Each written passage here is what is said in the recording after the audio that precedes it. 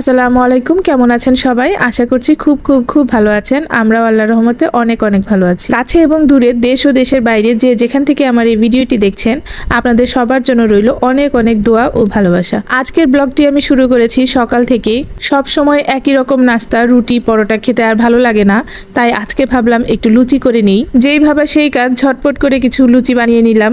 আপনারা যেমনটা দেখতে পাচ্ছেন, লুচিগুলো কিন্তু খুব ফুলকো হয়েছে, খেতেও কিন্তু বেশ মজা হয়েছিল। কোনো কিছু তৈরি করলে সেটা যদি দেখতে ভালো হয়, খেতে ভালো হয় এবং আপনার পরিবারের লোকজন যদি সেটা খেয়ে খুশি হয় আর প্রশংসা করে, তখন কিন্তু সেটা তৈরি করার উৎসাহটা আরো অনেক গুণ বেড়ে যায়। তখন কিন্তু আর এই রান্না করার কষ্টটাকে কষ্ট মনে হয় না। কিন্তু সেটা না হয়ে যদি তার উল্টোটা হয়, যেমন ধরেন আপনি অনেক কষ্ট করে খুব আশা নিয়ে একটা কিছু তৈরি করলেন আর আপনার পরিবারের লোকজন সেটা খেলো, কিন্তু এই ব্যাপারে ভালো মন্দ কোনো কিছু মন্তব্য করলো না, বরং আপনাকে তারা আরো বুঝিয়ে দিল এটা হচ্ছে তোমার কাজ, এটা তেমন কোনো ব্যাপার না, এটা তো তোমাকে করতেই হবে, তখন কিন্তু সেই খাবারটা তো দূরের কথা, অন্য আর কোনো খাবারই রান্না করার আর কোনো আগ্রহ থাকে না।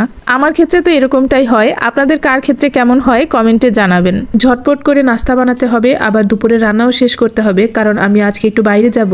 আপনাদের সাথে কথা বলতে বলতেই কিন্তু আমি আমার সবগুলো লুচি ভেজে নিয়েছি। আমার সবগুলো লুচি কিন্তু একদম পারফেক্ট হয়েছে, অনেক ফুলকো হয়েছে।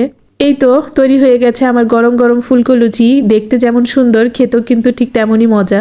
লুচি ভাজা শেষ করে যে জায়গাটাতে আমি লুচিগুলো বেলেছিলাম সেই জায়গাটা একটু ক্লিন করে নিচ্ছি। আসলে যখনকার কাজ তখনই শেষ করে ফেললে পরে আর ঝামেলা থাকে না। নর্মালি সবসময় কিন্তু আমি আমার সংসারের প্রতিটা জিনিস খুব সুন্দর করে গুছিয়ে রাখতে পছন্দ করি, কিন্তু বাসায় যখন কোনো গেস্ট আসে সমস্যাটা হয় তখনই। বাসায় গেস্ট আসলে আমি নিজে থেকেই কেমন যেন একটু এলোমেলো হয়ে যাই। গেস্টদের জন্য রান্নাবান্না করা, তাদের দেখাশোনা করা, তাদের সঙ্গে গল্পগুজব করা, এগুলোতেই কেমন যেন মেতে থাকি। তখন ঘরবাড়ি পরিষ্কার করা, সবকিছু গুছিয়ে রাখা, এগুলোতে এত একটা মনোযোগ দিতে পারি না। আচ্ছা, আপনাদের ক্ষেত্রেও কি এমনটাই হয়? আপনারা কে কিভাবে মেনটেন করেন আমাকে একটু টিপস দিয়ে উপকার করবেন। মন তো চায় দুই দিক সমানভাবে মেনটেন করতে, কিন্তু সেটা আর আমার পক্ষে হয়ে ওঠে না। যাই হোক, এতক্ষণ তো অনেক গল্প করলাম, আর এখন আমি আমার নাস্তাটা নিয়ে নিচ্ছি। এখানে আমি মুরগির মাংস ভুনা করেছিলাম, সেটাই নিয়ে নিচ্ছিলাম, আর লুচি নিয়ে নিচ্ছিলাম 2 পিস। প্রহর অবশ্য সস দিয়ে লুচি খেতে খুব পছন্দ করে, ও সস আর মুরগির মাংস দুটোই নিয়ে নিয়েছিল। প্রহর তো অনেক আগেই নাস্তাটা সেরে নিয়েছে, আমি হাতের টুকটাক কাজ সেরে তারপরেই এখন নাস্তাটা করে নিচ্ছি। সকালে নাস্তা সেরে নিয়েছি, দুপুরে রান্না করেছি, আর তারপরে এখন চলে এসেছি রেডি হওয়ার জন্য। আজকে বাইরে যাওয়ার জন্য আমি আমার এই 2 পিসটা নামিয়ে নিয়েছি। র্যান্ডমলি বাইরে যাওয়ার জন্য আমার কাছে এরকম সিম্পল ড্রেসই খুব পছন্দ হয়। এটা জাপানি সিল্কের একটা 2 পিস, দেখতে যেমন সুন্দর, পরেও কিন্তু অনেক কমফোর্টেবল। যেহেতু খুব একটা দূরে যাব না, বসুন্ধরার ভিতরেই থাকবো, তাই এটাই নামিয়ে নিলাম। আর এই তো সবকিছু শেষ করে বাইরে যাওয়ার জন্য একদম রেডি হয়ে গেছি। যেহেতু বসুন্ধরার ভিতরেই আছি, তাই রিক্সা নিয়ে নিলাম। আপনারা একটু খেয়াল করে দেখেন আজকের আকাশটা কত সুন্দর। আকাশে অনেক মেঘ থাকার কারণে আবহাওয়াটা কিন্তু অনেক সুন্দর ছিল, ঠান্ডা ঠান্ডা বাতাস বইছিল। রিক্সায় যেতে কিন্তু খুব ভালো লাগছিল। আসলে আমাকে একটু বুথে যেতে হবে আমার ব্যাংকের কার্ডটা রিনিউ করার জন্য। হাতের সব কাজ সেরে সবসময় বাইরে আসার মুড থাকে না। আসি করে কিন্তু অনেকটা দিন লেট হয়ে গেছে আমার এই কাজটা করতে।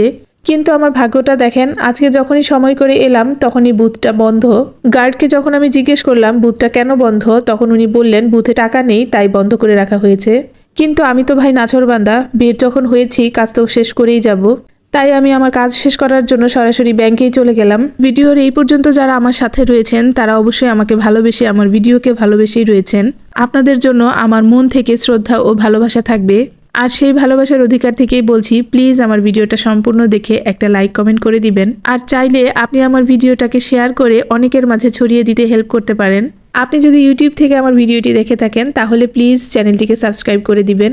যাই হোক, আপনাদের সাথে অনেক কথা বলে ফেললাম, এবার আমার ভিডিওতে আসি। এই তো আমি কিন্তু আমার ব্যাংকের কাছাকাছি চলে এসেছি।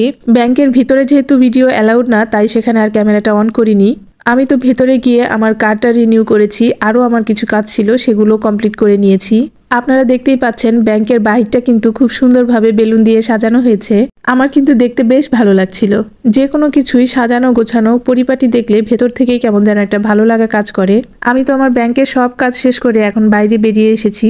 বাইরে বেরোতে বেরোতে চিন্তা করছিলাম টাকার কাছে পৃথিবী কতটা অসহায় হয়ে গিয়েছে এখন। মানুষের সুখ শান্তি, ভালো লাগা, খারাপ লাগা সবকিছুই যেন টাকার কাছে জিম্মি হয়ে আছে। কারো কাছে টাকা নেই বলে হয়তো দুমুঠো খাবার খেতে পারছে না, আর কারো কাছে অনেক অনেক টাকা আছে বলে শান্তিতে ঘুমাতেও পারছে না।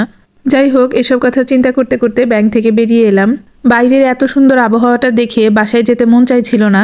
মন চাইছিল প্রিয়জনের সাথে রিকশায় করে সারা ঢাকা শহর ঘুরে বেড়াই, কিন্তু সেটার যখন আর কোনো উপায় নেই, তাই মনের কষ্ট মনে রেখেই বাসায় ফেরত চলে যাচ্ছি। আজকের মতন এই পর্যন্তই। সবাই ভালো থাকবেন, সুস্থ থাকবেন। আল্লাহ হাফেজ। আসসালামু আলাইকুম।